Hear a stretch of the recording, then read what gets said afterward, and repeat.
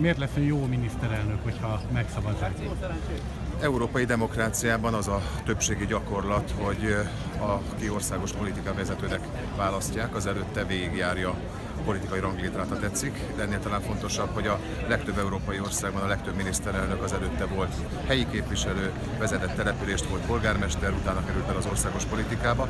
Én ezt egy óriási előnynek tartom, hiszen ez egy teljesen más típusú mentalitás az, hogy én 15 éve vagyok Szegedváros polgármestere, mint hogy ezt a 15 évet tévéstúdiókban töltöttem volna, vagy pedig a parlamenti vitákban, hiszen nekem egy nagyváros polgármestereként lényegében mindenféle kérdéssel, mindenféle problémával kellett szembesülnöm nap mint nap, tehát ismerem az embereknek az életét, ismerem az élethelyzetét, ismerem a problémáit és a nehézségeit.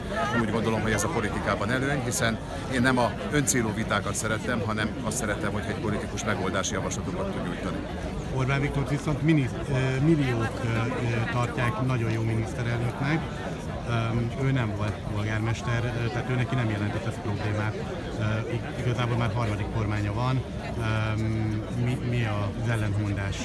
Semmi ellentmondás nincsen, többféle modell van. Én pusztán azt mondtam, hogy Európában, ha végignézzük az elmúlt évtizedeket, sokkal több olyan kormányfő vagy állami vezető volt, aki egyébként előtte volt helyi politikus is, mert nekik meg előny volt, és számomra is előny, hogy egyébként helyi politikusként az ember nap mint nap a napi munkájában a mindennapok problémáival és az emberek mindennapi problémáival szembesül.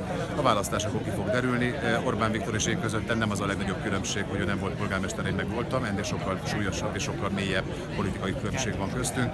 Én az európai demokráciában hiszek, a szabadságban, a szolidaritásban és az igazságosságban. Orbán Viktor pedig ki akarja ezt az országot vezetni az Európai Unióval, egy mérhetetlen igazságtalan kormányzást csinál, teljhatalomra tör és lebontotta a demokráciát Magyarországon. Ennél élesebb különbség két politikus között talán nem is lehet. A baloldali ellenzéki pártok külön-külön egy felmérés szerint több szavazatot szereznének, mint együtt, mint az összefogásról beszélt. Egyáltalán ennek mi lehet az oka, és el tudnak jutni egy év múlva oda, hogy több legyen a szavazat?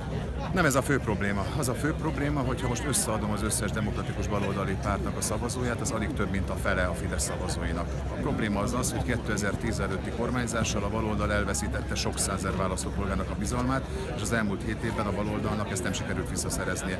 Sem az MSZP-nek, se a DK-nak, sem a többi 1-2%-os kis baloldali pártnak. Erre mondom én azt, hogy az elmúlt 7 év ellenzéki kormányzása megbukott. A választások előtt egy évvel most is az összefogós díjval szórakoztatjuk a népet, akkor megint nem lesz siker 2018-ban. Nekem most az a célom ezzel az új baloldali programmal, hogy visszanyerjük a bizalmát azoknak, akik jogosan gondolták 2010-ben, hogy nem őket képviseljük, a munkavállalók, akik bérből és fizetésből élők, az alacsony jövedelmiek, a munkanélküliek, a kisnyugdíjasok, a fiatalok, a pályakezdőknek a támogatását, mert ha nem szerzünk még több százezer választópolgárt a következő egy esztendőben, akkor egy sima összefogással nem fogunk sikert elérni. Ehhez képest megjelentek új pártok, a Gémesi-féle Új Kezdet, illetve a Momentum. Sokan bennük látják azt az erőt, amely leváltatja, vagy legalábbis részesen lehet ennek, önök együttműködnének-e velük, vagy pedig látnak-e benne konkurenciát? Azért az barokkos túlzás, hogy sokan ezekben a pártoknak látják egyébként a kormányváltásnak a lehetőséget. Ezek kimutathatatlan támogatású pártok, és természetesen a Fidesz mindent el fog követni, hogy a következő egy évben 2 hetente jöjjenek létre új ellenzéki pártok. Azért, mert 10-20 ember összeáll, és azt mondja, hogy ők párt, attól értelemszerűen a politikában az még nem számít pártnak. Egy párt, egy politikai erőnek a súlyát alapvetően azt határozza meg, hogy hány választója van, amiket pedig ön említett kimutathatatlan támogatású pártok. Én nem a pártokkal szeretnék csatázni, meg összefogósdit játszani, én a választópolgárokkal szeretnék szövetséget kötni, mert a magyar emberek döntő többsége kormányváltást akar, ehhez én szeretnék, és fel is tudok mutatni egy kormányzóképes, demokratikus baloldali alternatívát, és 2018 áprilisában le fogjuk váltani a Fideszt. Van olyan ellenzéki parlamenti vagy nem parlamenti párt, amellyel egyértelműen kizárja a választás előtti szövetség, vagy akár adott körzetben a közös jelölt indítás? Igen, van. A Jobbikkal semmiféle technikai, taktikai, stratégiai, politikai együttműködést nem tudok elképzelni. A Jobbik és a Fidesz ugyanaz. A Jobbik talán azért tűnik ártalmatlanabbnak, mert nem kormányoz, de a hatalomhoz jutnak ugyanazt tenni, mint a Fidesz. Köszönöm.